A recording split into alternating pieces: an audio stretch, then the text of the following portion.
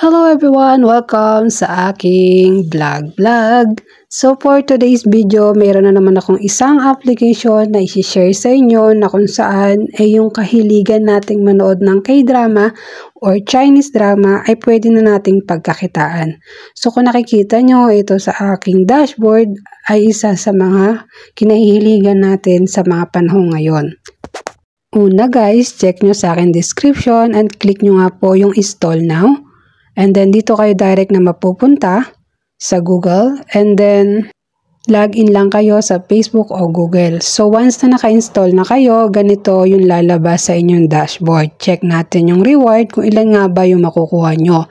So meron sa sign in, meron sa invite, meron sa panonood ng ads, meron sa game, and meron din sa panonood ng mga series. So madali lang naman gawin itong apps na to. At madali rin naman makaipon dahil mas maraming mga series na pwede mong mapanood.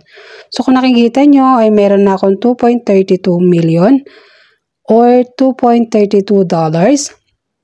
So mahilig lang din talaga manood ng mga series. Kung nakikita nyo yung aking mga dashboard ay marami nga po siyang mga kwento o istorya na nakahihiligan natin. So kagaya na ito, ayan, kung nakikita nyo dito, ay meron akong in-screen record na isang series. So, ganun lang po kadali guys. Install na and check the description.